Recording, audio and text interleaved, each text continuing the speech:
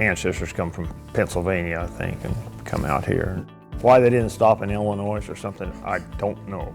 Grandson's with us now, and we skipped a generation. Our son's not involved in farming, but he's the 5th generation to be involved in the farm. It's phenomenal, I mean, but he's a very adept,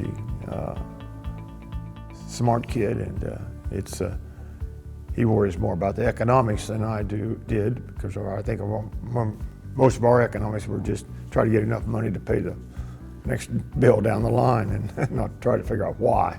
But it's very exciting to us.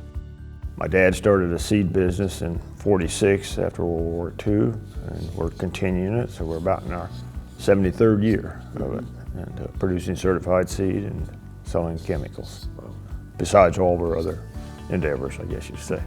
I think we were just pushing soybeans, just coming into our area. We were trying to educate ourselves to it, how to produce them and production. And Extension Service in our state really wanted to promote an association to kind of help get the word out. And we got involved, and I still think on the national level, which is, my dad thought my wife and I were working too hard, we should take a break. So he said, why don't you go up to the ASA meeting that's at Des Moines next week? So we went up there, and man, we got hooked. All of a sudden, in fact, I was unable to get to our annual meeting, and they called me and said, you're an ASA national director. And I thought, oh, what is that? And so started going to the national meetings, and it was just fascinating to us. And, the meeting of people, some great people.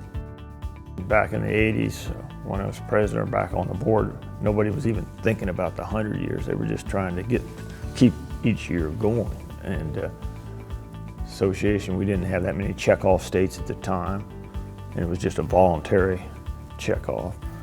And so the struggles were each time we had a state election as far as check-off, and it was a lot of anxiety and a lot of interest in it.